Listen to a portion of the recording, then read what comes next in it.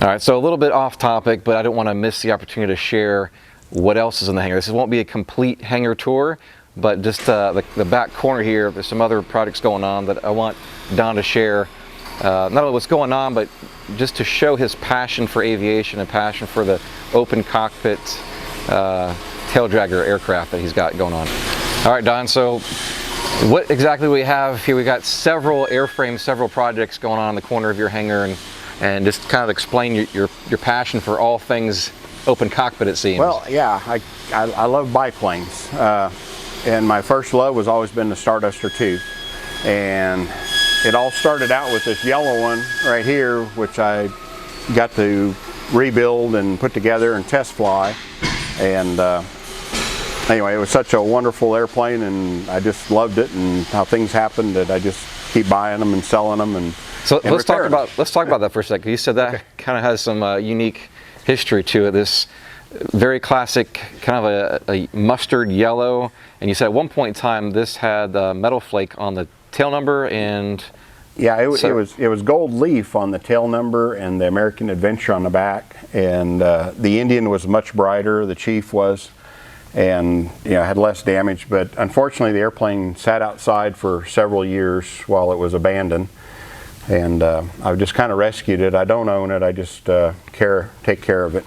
And, but this kind of started your passion towards these. But this is the one that started it for these Stardusters, and so since then I've if somebody needs help rebuilding or repairing one, then and that's what the red one, it's in here for a repair.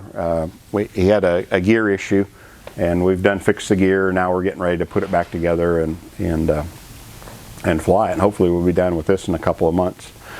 But since I had the passion for the Starduster, Aircraft Spruce bought the rights to it, say 20 years ago, and with that they got all the fixtures and jigs and parts and pieces, and they sell plans, they sell bits and pieces, but they decided that they don't make parts, they sell parts. And so they were clearing out their warehouse, and they called a guy named Dave Baxter and asked Dave if he wanted these fixtures for these Stardusters, because Dave at one time worked for the factory back in '69, '68 time frame.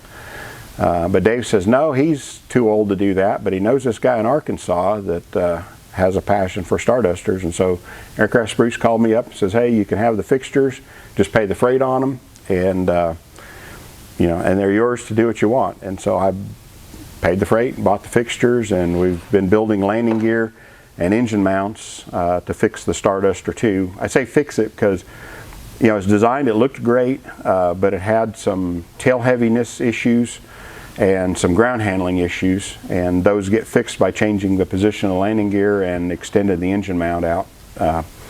And so we're here to help people fix those, and that's what led eventually to the Model 12. Us purchasing the Model 12 stuff was the Stardusters.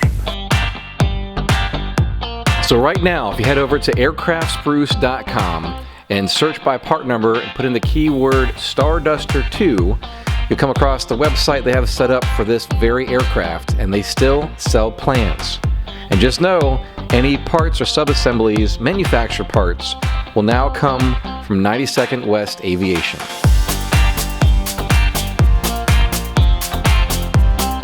We are partnering with great companies like Dynon Avionics at Dynon.com, Airtech Coatings at AirtechCoatings.com, AviNation Youth Magazine at AviNationUSA.com, the Aviators Clinic at AviatorsClinic.com.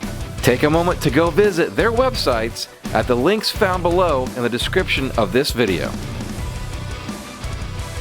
And visit our website at ExperimentalAircraftChannel.com for events, our video library arranged in easy-to-find playlists on specific topics, affiliate products, aviation merchandise, and so much more.